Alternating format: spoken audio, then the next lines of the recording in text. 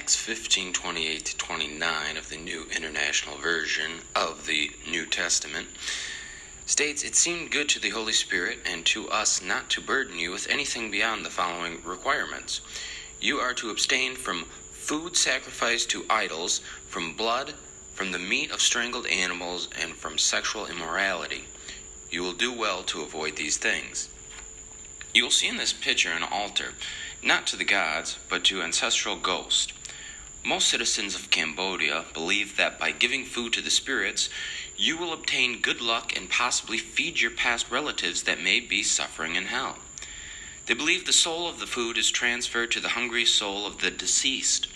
This is a pagan animistic belief that all things, living and non-living, have souls. In fact, this picture of the doll on our business table was blessed by a monk and claimed to have trapped a soul in it in order to bring my wife's seamstress establishment good luck.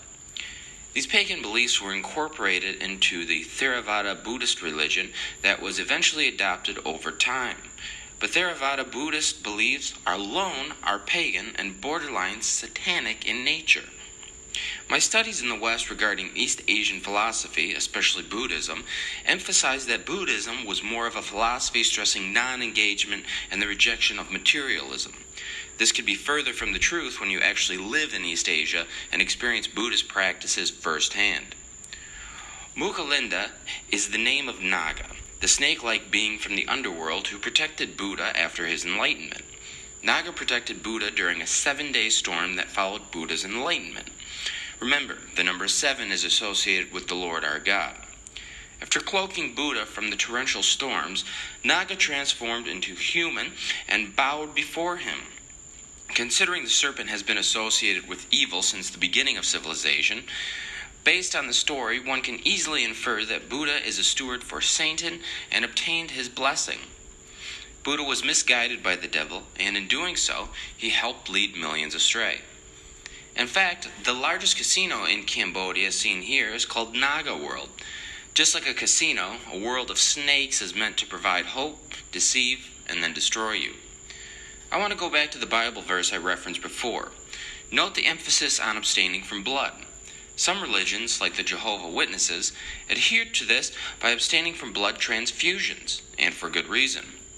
Richard Lower of the British Royal Society was the first to experiment with blood transfusions in the mid-17th century. In fact, at secret meetings with the Royal Society, Lower injected animal blood into test subjects. Some became deathly ill from this practice.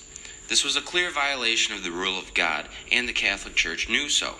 That's why in 1670, the Vatican condemned the practice. Afterwards, blood transfusions fell into obscurity for 150 years. The exhibition at the Freemason London Museum in 2010 clearly proved and showcased the link and formation of the Royal Society by the Freemasons, the organization that was corrupted long ago by Satanists. Given that fact, it's quite possible that the Royal Society secret meetings were merely satanic rituals, and the push now for blood donations and transfusions is clearly a way to subvert culture and spread satanic influences. And according to a 2005 Atlantic article, blood transfusions are in no way necessary. Thank you for listening, and stay tuned for more content and updates.